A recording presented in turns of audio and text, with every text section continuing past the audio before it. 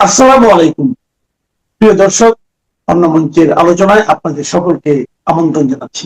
কাজেই জামায়াতে ইসলামী বোঝে যে একে পার্টি মুসলিম ব্রাদারহুডের সঙ্গে সরাসরি সম্পর্ক এবং এদের পৃষ্ঠপোষকতা তার পেছনে আছে বুঝলে মার্কিন যুক্তরাষ্ট্রের কাছ থেকে 2026-এর ফেব্রুয়ারিতে যেমন জামায়াতে ইসলামী পৃষ্ঠপোষকতা পায় নাই, ঠিক তেমনি এখনো কোনো পালাবদল ঘটে গেলে জামায়াতে ইসলামীকে ঠেকাতে প্রয়োজনে মার্কিন যুক্তরাষ্ট্র এবং তার প্রভাব বলয়ে থাকা দেশগুলো অন্য যে কোনো কাউকে ক্ষমতায় বসাবে। মানে সেখানে প্রয়োজনে হলে কোনো কারজাই সৃষ্টি করা হবে, প্রয়োজনে সাবেক কোনো সামরিক কর্মকর্তাকে এনে কিংবা বর্তমান সেনাপ্রধানকে দিয়েই সিসি তৈরি করা হবে। বাংলাদেশের জামায়াতে ইসলামী তার সঙ্গে সর্বজন বিদিত মানে সকলের জানা এবং পূর্ব প্রতিষ্ঠিত যে সম্পর্ক তুরস্কের, সেটাকে অস্বীকার করে বাংলাদেশের সকল শীর্ষস্থানীয় গণমাধ্যমে একটা বিবৃতি পাঠিয়েছে। হঠাৎ করেই জামায়াতে ইসলামী তার দীর্ঘদিনের সমর্থক পৃষ্ঠপোষক মিত্র দেশ তুরস্কের সঙ্গে তার সম্পর্ককে অস্বীকার করে এমন একটা আনুষ্ঠানিক বিবৃতি দেওয়ার প্রয়োজন অনুভব করলো কেন? প্রথমেই এই বিবৃতিটি পড়লে সেটাই মাথায় আসে।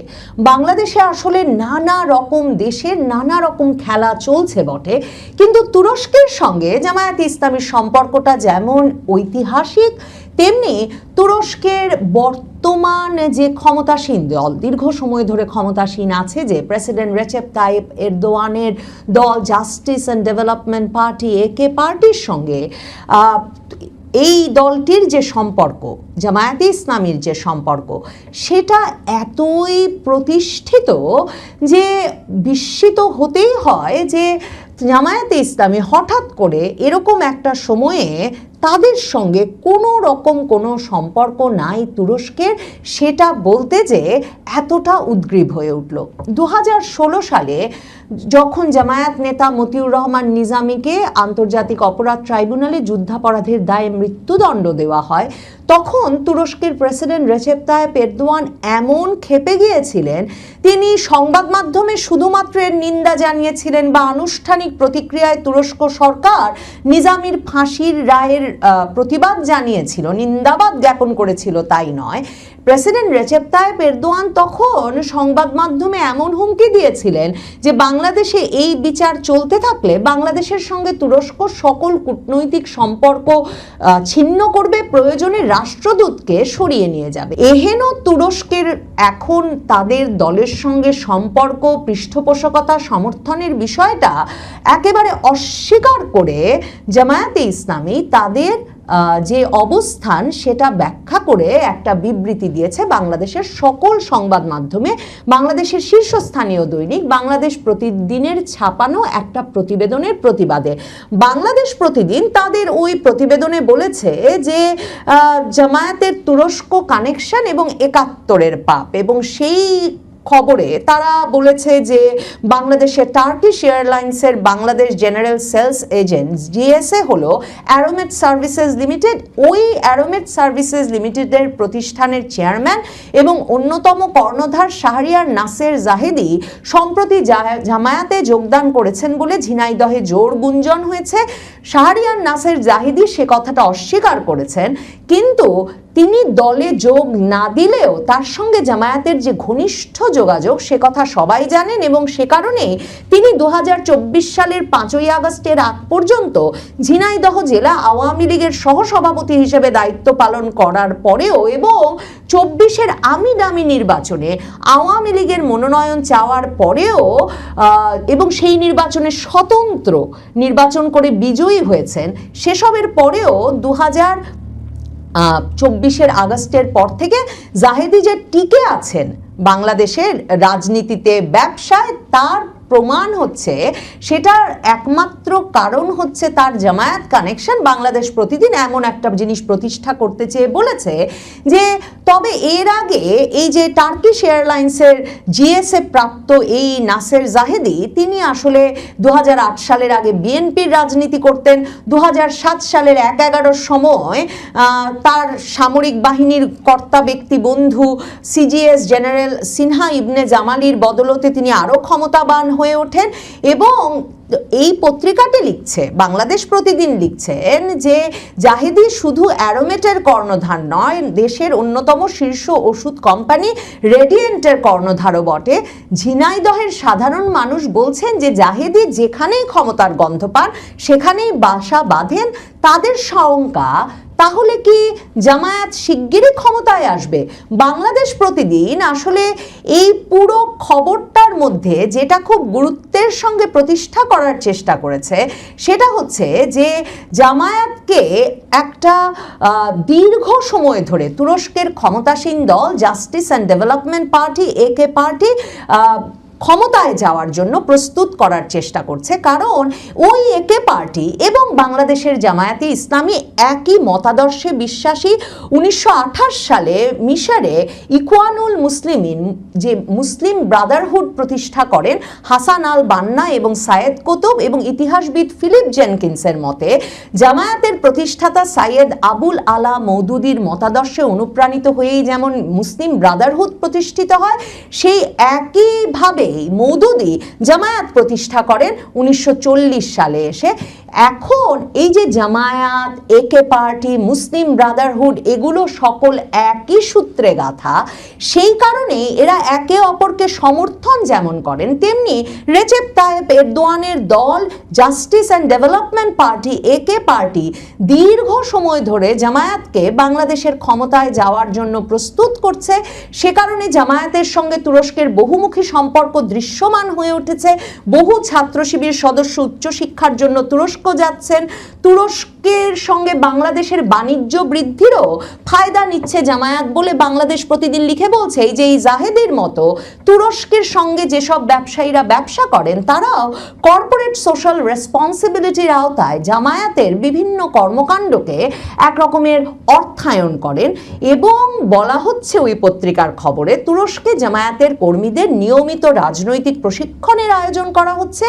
সবচেয়ে বড় কথা, বাংলাদেশে জামায়াতকে ক্ষমতায় যাওয়ার জন্য প্রস্তুত করতে যে আধুনিকীকরণের কাজ, সে কাজটা করছে তুরস্কের জাস্টিস অ্যান্ড ডেভেলপমেন্ট পার্টি তাদের পরিকল্পনা, কৌশল এবং প্রশিক্ষণের মাধ্যমে, যার ফলশ্রুতিতে পশ্চিমা দেশগুলোর সঙ্গে সম্পর্ক উন্নয়ন, বাইরে উদার গণতান্ত্রিক মনোভাব দেখানো, পোশাকে আধুনিকতা ইত্যাদি নানা বিষয়ে তুরস্কের ক্ষমতাসীনরা বাংলাদেশের জামায়াতে ইসলামীকে প্রশিক্ষণ দিচ্ছে, পরামর্শ দিচ্ছে। বাংলাদেশে জামায়াতকে ক্ষমতায় আনার একটা নীল নকশা তৈরি করছে, এখন যার বাস্তবায়ন চলছে। বাংলাদেশের জামায়াতে ইসলামী কিন্তু বাংলাদেশের 2026-এর ফেব্রুয়ারির নির্বাচনের আগে থেকেই, আপনাদের মনে থাকবে, জামায়াতের আমির, জামায়াতের নায়েবে আমির সৈয়দ মোহাম্মদ তাহের, এরা প্রত্যেকেই রয়টার্স সহ নানা সংবাদ মাধ্যমে সাক্ষাৎকার দিয়ে বলছিলেন যে তারা কোনোভাবেই বাংলাদেশে এখনই শরিয়া আইন প্রতিষ্ঠা করতে চান না, তারা জোর জবরদস্তির মাধ্যমে কিছু করতে চান না, তারাও গণতন্ত্রে বিশ্বাস করেন। এগুলোকে জামায়াতে ইসলামীর জন্য তার রাজনৈতিক আদর্শে একটা বড় ধরনের আধুনিকায়ন বা পরিবর্তন বলে মনে করা হয়। জামায়াতে ইসলামের সঙ্গে যে তুরস্কের কানেকশন, সে বিষয়ে শুধুমাত্র যে নিজামীর ফাঁসির পর তুরস্কের প্রেসিডেন্ট রেচেপ তাইয়েপ এরদোগান থেকে শুরু করে পুরো সরকারের প্রতিক্রিয়ায় বোঝা গিয়েছিল তাই কিন্তু নয়। 2019 সালের দিকে এসে বাংলাদেশের তখনকার গোয়েন্দা সংস্থা এ খবরটা দেওয়া শুরু করে যে এই যে জামায়াতে ইসলামী থেকে বেরিয়ে এসে ব্যারিস্টার আব্দুর রাজ্জাক, যিনি আন্তর্জাতিক অপরাধ ট্রাইব্যুনালে জামাতের সব নেতাদের মামলা পরিচালনা করছিলেন, কিংবা এই যে চিফ প্রসিকিউটর তাজুল ইসলাম, এরা যে বেরিয়ে এসে তারাও মুক্তিযুদ্ধের আদর্শে বিশ্বাস করেন এবং মুক্তিযুদ্ধের ভূমিকার জন্য জামাতের ক্ষমা চাওয়া উচিত এসব বলে এবি পার্টি গঠন করলেন। সে সময়কার ছাত্র শিবিরের সাবেক সভাপতি মুজিবুর রহমান মঞ্জুকে সে সময় জামাত বহিষ্কার করলো, তিনিও এসে এবি পার্টিতে যোগ দিলেন এবং এভাবে একটা এবি পার্টি গঠন করা হলো। বাংলাদেশের গোয়েন্দা সংস্থাগুলো তখনই বলছিল যে জামায়াতে ইসলামী আসলে কোনো কারণে যুদ্ধাপরাধের দায়ে কোনো আমলে তারা যদি নিষিদ্ধ হয়ে পড়ে বা এই কলঙ্ক এ দায় সামলে যদি রাজনীতি করা অসুবিধা হয়, তাহলে তাদের মতাদর্শ কিভাবে প্রতিষ্ঠা করা যাবে সেটা মাথায় রেখে এই যে এবি পার্টি গঠন করলো, কিংবা পরবর্তীতে দেখেন এখন এনসিপি সহ এমনকি ছাত্র শিবিরের সাবেক নেতারা এই 2025 সালে এসে আপ পার্টি গঠন করলেন। এরকম নানা নামে যে তারা পার্টি গঠন করে রেখেছেন, এটা একেবারেই তুরস্ক মডেলের অংশ।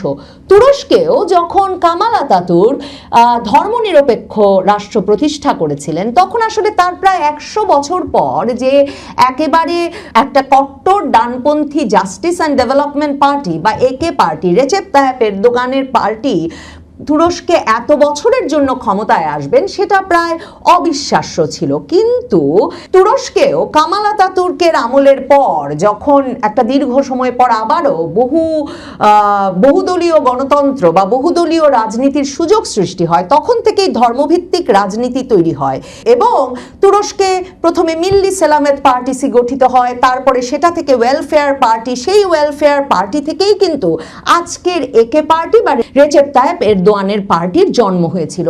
ধর্মভিত্তিক শাসন প্রতিষ্ঠা, খিলাফত প্রতিষ্ঠার লক্ষ্যে সময়ে সময়ে কৌশল পরিবর্তন করে এগোতে হয়, এটা একেবারেই তুরস্কের মডেল। এবং তুরস্কের একে পার্টি সেই 2016 সাল থেকেই, যখন জামায়াতে ইসলামী আন্তর্জাতিক অপরাধ ট্রাইব্যুনালে বিচারের মুখোমুখি হয়ে এক রকমের শঙ্কার মধ্যে ছিল তাদের অস্তিত্ব নিয়ে, তখন থেকেই বাংলাদেশের জামায়াতে ইসলামীর সঙ্গে কাজ করছে। বাংলাদেশের জামায়াতে ইসলামীর যে এখন আতঙ্ক বা ভয়, রেচেপ তাইয়েপ এরদোয়ানের দলের সঙ্গে, একে পার্টির সঙ্গে তার দলের ঘনিষ্ঠ যোগাযোগ কিংবা ব্যবসায়িক যোগাযোগ কিংবা অর্থায়ন এবং পৃষ্ঠপোষকতার যোগাযোগের কথা বলায় বাংলাদেশ প্রতিদিন, তার একটা বড় কারণ মুসলিম ব্রাদারহুড যোগাযোগ।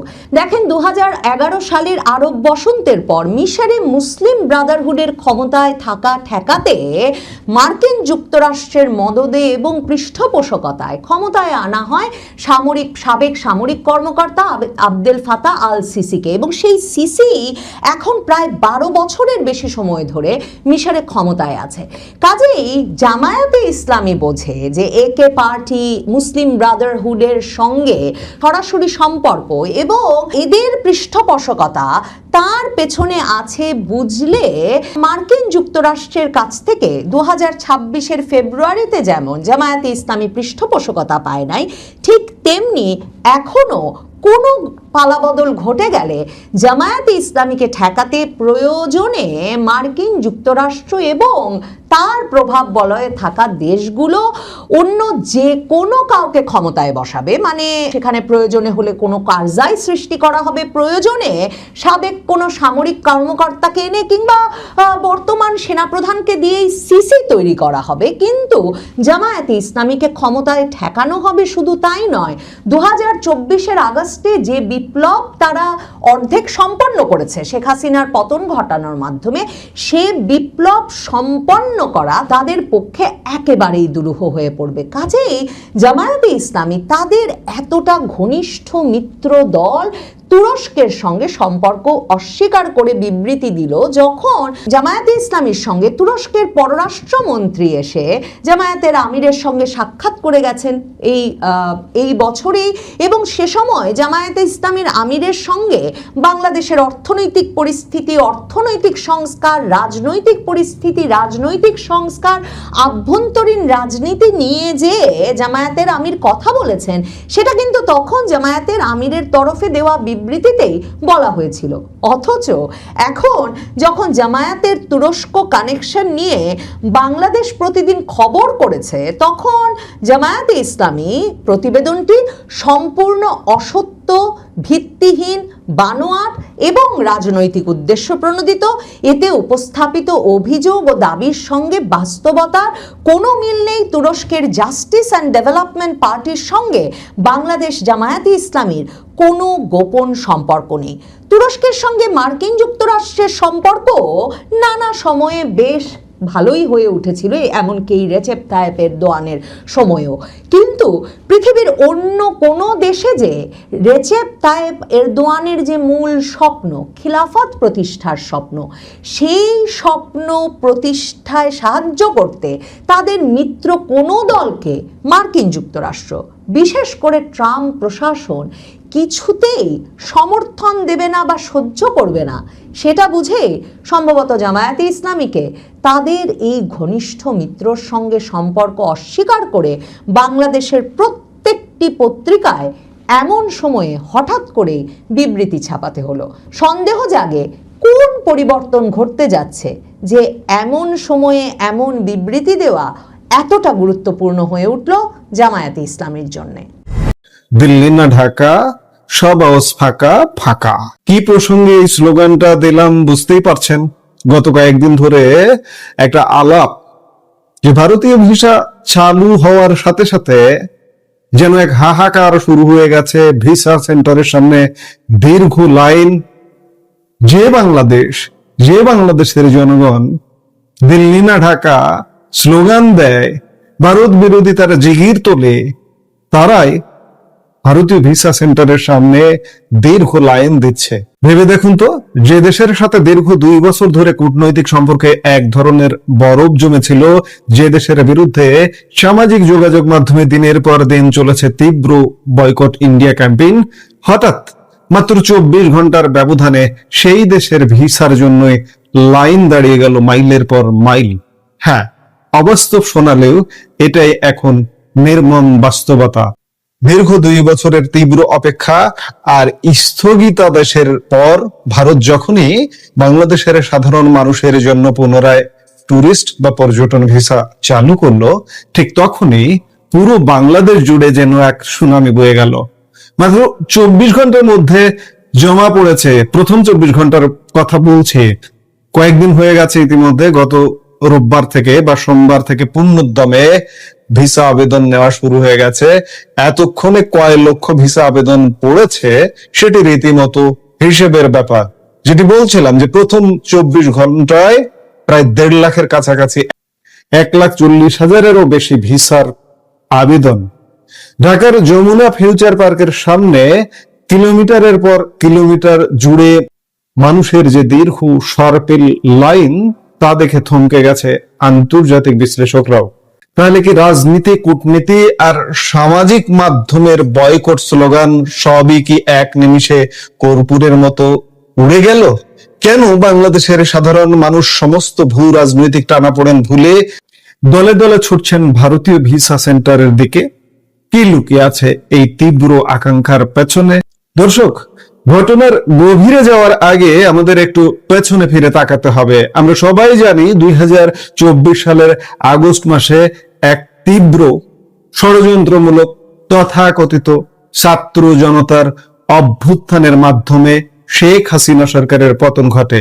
সেই অভ্যুত্থানের চরম বিশৃঙ্খল পরিস্থিতির মধ্যে বাংলাদেশের বেশ কয়েকটি ভারতীয় ভিসা সেন্টারে হামলা চালানো হয়েছিল। এমনকি সেখানে কর্মরত কর্মকর্তা কর্মচারীদেরও নানাভাবে হুমকি দেওয়া হয়। নিরাপত্তাজনিত চরম ঝুঁকির কারণে ভারত সরকার বাধ্য হয়ে বাংলাদেশের নাগরিকদের জন্য টুরিস্ট বা পর্যটন ভিসা সম্পূর্ণ বন্ধ করে দেয়। যদিও পরবর্তীতে সীমিত পরিসরে কেবল জরুরি মেডিকেল ভিসা চালু রাখা হয়েছিল, কিন্তু সাধারণ পর্যটকদের জন্য দরজা একেবারেই বন্ধ ছিল। এরপরের 1.5 বছর ধরে ডক্টর মোহাম্মদ ইউনূসের নেতৃত্বাধীন অন্তর্বর্তীকালীন সরকারের আমলে 2 দেশের সম্পর্ক এক চরম শীতল রূপ নেয়। সেই সময়ে পাকিস্তানের সাথে সম্পর্ক জোরদার করা এবং মাঠ পর্যায়ে ভারত বিরোধী মনোভাবের এক বিশাল বহিঃপ্রকাশ আমরা দেখেছি। এই উত্তেজনা তার চরম সীমায় পৌঁছায় গত বছর অর্থাৎ 2025 সালের ডিসেম্বর মাসে, যখন ভারত বিরোধী তথাকথিত এক নেতা বলা হয় কিন্তু আসলে টোকায়।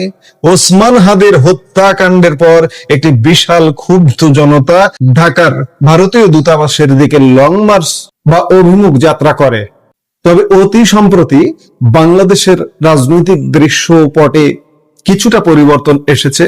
নতুন প্রধানমন্ত্রী তারেক রহমানের নেতৃত্বে পরিস্থিতি কিছুটা স্থিতিশীল হলেও দুই দেশের মধ্যে অবৈধ অনুপ্রবেশ এবং তিস্তা সহ অন্যান্য অভিন্ন নদীর পানি বন্টনের মতো অমীমাংসিত ইস্যুগুলো নিয়ে এখনো এক ধরনের ঠান্ডা লড়াই বা শীতল সম্পর্ক বজায় রয়েছে। কিন্তু এই দীর্ঘস্থায়ী বরফ গলানোর প্রথম বড় পদক্ষেপ হিসেবে ভারতের নতুন হাই কমিশনার দীনেশ ত্রিবেদী বাংলাদেশের 5টি সেন্টারে পুনরায় ট্যুরিস্ট ভিসা চালুর ঘোষণা দেন। আর এই ঘোষণার সাথে সাথে যেন বাঁধ ভাঙা জোয়ার নেমে আসে মানুষের মধ্যে। এই মুহূর্তে বাংলাদেশের মাত্র 5টি প্রধান সেন্টারে ভিসা কার্যক্রম চালু করা হয়েছে: ঢাকা, রাজশাহী, চট্টগ্রাম, সিলেট এবং খুলনা।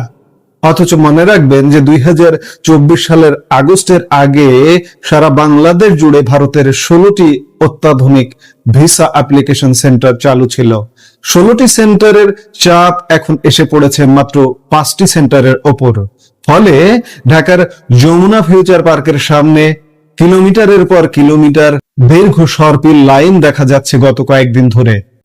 রাজনীতির মঞ্চে যতই উত্তেজনা থাকুক না কেন, সাধারণ মানুষের বাস্তব জীবন ও আবেগের সমীকরণ কিন্তু সম্পূর্ণ আলাদা। এই বিপুল ভিড়ের পেছনে আরেকটি বড় কৌশলগত কারণ লুকিয়ে আছে। যেহেতু গত 2 বছর ধরে মেডিকেল বা চিকিৎসা ভিসা পাওয়া অত্যন্ত কঠিন এবং সীমিত ছিল। চিকিৎসা ভিসা চালু থাকলেও কিন্তু ভিসাটা দেওয়া হতো সীমিত। তাই বাংলাদেশের মানুষ এখন এই ট্যুরিস্ট ভিসাকেই চিকিৎসার জন্য ভারতে যাওয়ার অন্যতম প্রধান বিকল্প হিসেবে ব্যবহার করছেন। এই ট্যুরিস্ট ভিসা চালু হওয়াটা যেন এক প্রকার জীবনদায়ী সুযোগ বা লাইফ সেভার হিসেবে সামনে এসেছে। আসুন এবার কিছু আকাট্য পরিসংখ্যানের দিকে চোখ ফেরানো যাক, যা শুনলে আপনি বুঝতে পারবেন যে কেন ভারত ও বাংলাদেশ একে অপরের ওপর এতটা নির্ভরশীল। পরিসংখ্যান বলছে 2023 সালের এপ্রিল থেকে 2024 সালের মার্চ মাসের মধ্যে 21 লক্ষেরও বেশি বাংলাদেশি নাগরিক ভারত ভ্রমণ করেছিলেন, যা ছিল ভারতে মোট বিদেশি পর্যটকের প্রায় 20%। অর্থাৎ ভারতের পর্যটন খাতের প্রতি 5 জন বিদেশি নাগরিকের মধ্যে একজনই ছিলেন বাংলাদেশি। কিন্তু ভিসা ফ্রিজ বা স্থগিত হওয়ার পর 2025 সালে এই সংখ্যা নাটকীয়ভাবে হ্রাস পেয়ে 4,70,000-এ নেমে আসে, যাদের বেশিরভাগই গিয়েছিলেন কেবলমাত্র জরুরি চিকিৎসার প্রয়োজনে। একসময় ভারতের মোট ইস্যুকৃত মেডিকেল ভিসার 70 থেকে 75% পেতেন বাংলাদেশের রোগীরা। ভারতীয় ভিসা বন্ধ হওয়ার পর বাংলাদেশের মধ্যবিত্ত ও উচ্চবিত্ত সমাজ চিকিৎসার জন্য বিকল্প হিসেবে চীন, থাইল্যান্ড এবং সিঙ্গাপুরের মতো দেশগুলোর দিকে পা বাড়াতে বাধ্য হন। কিন্তু এই দেশগুলোর চিকিৎসা খরচ এবং যাতায়াত ব্যয় বাংলাদেশের সাধারণ মধ্যবিত্তের বাজেটের নাগালের এতটাই বাইরে ছিল যে তারা চরম সংকটে পড়েন। বাস্তবতা হলো ভারতের ভৌগোলিক অবস্থানই বাংলাদেশের মানুষের বেঁচে থাকার অন্যতম বড় অবলম্বন। কলকাতা, চেন্নাই, দিল্লি, হায়দ্রাবাদ, বেঙ্গালুরু, মুম্বাই এবং গুয়াহাটির মতো বড় বড় শহরে মাল্টি স্পেশালিটি হাসপাতালগুলোতে প্রতি বছর হাজার হাজার বাংলাদেশি জটিল অস্ত্রোপচার এবং উন্নত চিকিৎসার জন্য আসেন। বিশেষ করে কলকাতার কথা না বললেই নয়, সেখানে কোনো ভাষার প্রাচীর নেই, খাবারের কোনো সমস্যা নেই, বাংলা বলা ডাক্তার সহজেই পাওয়া যায় এবং ঢাকা থেকে অত্যন্ত কম খরচে ও সহজে যাতায়াত করা যায়। বলতে পারেন, বলা যায় যে ঢাকা থেকে আরেক শহরে, চট্টগ্রামে যাওয়া, সিলেটে যাওয়া, রাজশাহীতে যাওয়া কিংবা খুলনায় যাওয়ার মতো অবস্থা কলকাতায় যাওয়া। ফলে চিকিৎসা খাতের এই তীব্র প্রয়োজনীয়তায় মানুষকে সমস্ত রাজনৈতিক দ্বিধাদ্বন্দ্ব ভুলে ভিসার লাইনে দাঁড়াতে বাধ্য করেছে। তবে বাংলাদেশের নাগরিকদের এই তীব্র ভিসা পাওয়ার হুড়হুড়ি কিন্তু সবার চোখে ইতিবাচকভাবে ধরা দেয়নি। এই ঘটনা নিয়ে সামাজিক মাধ্যমে তীব্র ক্ষোভ ও কড়া সমালোচনা উগড়ে দিয়েছেন নির্বাসিত বাংলাদেশি লেখিকা তসলিমা নাসরিন।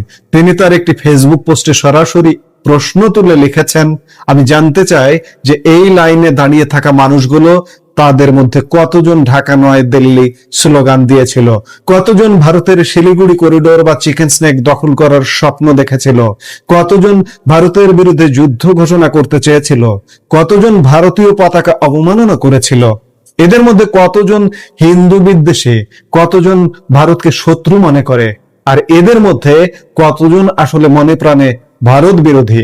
দর্শক, এই ট্যুরিস্ট ভিসা চালুর খবরটি শুধু বাংলাদেশের মানুষের জন্যই স্বস্তির নয়, বরং ওপারেও অর্থাৎ ভারতের পশ্চিমবঙ্গের ব্যবসায়ীদের জন্য এটি এক বিশাল বড় ঈদ বা পূজার আনন্দের মতো খুশির সংবাদ নিয়ে এসেছে। বিশেষ করে কলকাতার ট্রাভেল এজেন্সি, হোটেল এবং খুচরা ব্যবসায়ীদের মধ্যে এখন আনন্দের বন্যা বইছে। আমরা সামাজিক যোগাযোগ মাধ্যমে কলকাতার ব্যবসায়ীদের মাঝে মিষ্টি বিতরণ করতেও দেখেছে। গত 2 বছর ধরে কলকাতার নিউ মার্কেট এলাকার কাছে যে মিনি বাংলাদেশ বা মার্কুইস স্ট্রিট গড়ে উঠেছে, যা ছিল মূলত বাংলাদেশি পর্যটকদের অর্থনৈতিক কর্মকাণ্ডের মূল কেন্দ্রবিন্দু, সেখানকার ব্যবসা বাণিজ্য একেবারে লাটে উঠেছিল। যেসব বাংলাদেশি চিকিৎসার জন্য সেখানে যেতেন, তারা এই এলাকার সাশ্রয়ী হোটেলগুলোতে থাকতেন। এখানকার রেস্তোরাঁগুলো খাঁটি বাংলাদেশি স্বাদের খাবার পরিবেশন করত, আর নিউ মার্কেট তো বাংলাদেশিদের জন্য কেনাকাটার স্বর্গরাজ্য। কিন্তু দুই দেশের সম্পর্কের টানাপোড়েনের কারণে গত 2024 থেকে 25 সালের মধ্যে কলকাতার এই নিউ মার্কেট এলাকার ব্যবসায়ীরা প্রায় 1000 কোটি রুপির বিশাল আর্থিক ক্ষতির সম্মুখীন হয়েছেন বলে গণমাধ্যম বলছে। তাই বাংলাদেশের নাগরিকদের এই ভিসার আবেদন করার ঢল কলকাতার ঝিমিয়ে পড়া অর্থনীতিতে আবার নতুন করে জোয়ার আনবে বলে আশা করা হচ্ছে। দেখুন, আসলে বলতেই হয় যে বাংলাদেশে এমন মানুষও দেখেছে, আমি ব্যক্তিগতভাবে চিনি, জামাত সমর্থিত, চরম ভারত বিরোধিতা কথাবার্তা, কিন্তু সেই মানুষটির একটা ছোট্ট অর্থনৈতিক অবস্থা খুব একটা উন্নত নয়, দারিদ্রতার আশপাশেই বসবাস করেন, সেই মানুষটিরও ছোট্ট চিকিৎসার জন্য সীমান্ত পেরিয়ে ওপারে চলে যেতে হয়, কলকাতায় চলে যেতে হয়। অথচ মুখে বাংলাদেশে ভারত বিরোধিতা। আসলে নীতিহীনতা কাকে বলে, কত প্রকার, এদেরকে না দেখলে আসলে বিশ্বাস করা কঠিন। ভিডিওর একদম শেষ প্রান্তে এসে আমরা বলতে পারি, বাংলাদেশের এই ভিসা সেন্টারের বাইরে উপচে পড়া দীর্ঘ লাইন কেবল একটি ভিসার গল্প নয়, এটি প্রমাণ করে যে রাজনীতি আর ভূ রাজনীতিতে যতই টানাপোড়েন থাকুক না কেন, দুই দেশের সাধারণ মানুষের সামাজিক, সাংস্কৃতিক, অর্থনৈতিক এবং চিকিৎসাগত যে গভীর আত্মিক বন্ধন রয়েছে, তা কোনো সীমানা বা রাজনৈতিক নিষেধাজ্ঞা দিয়ে চিরতরে আটকে রাখা সম্ভব নয়। দুই দেশের বরফ গলা সম্পর্কের এই নতুন অধ্যায় আগামী দিনে কেমন রূপ নেয়, সেটাই এখন দেখার বিষয়। বাংলাদেশের মানুষের এই বিপুল পরিমাণ ভিসা আবেদনের ঢল কি দুই দেশের কূটনৈতিক সম্পর্ককে আবার আগের মতো উষ্ণ করতে পারবে, নাকি তসলিমা নাসরিনের করা মন্তব্যটি সঠিক? এই মুহূর্তের ভিডিও থেকে বিদায় নিতে চাইছি।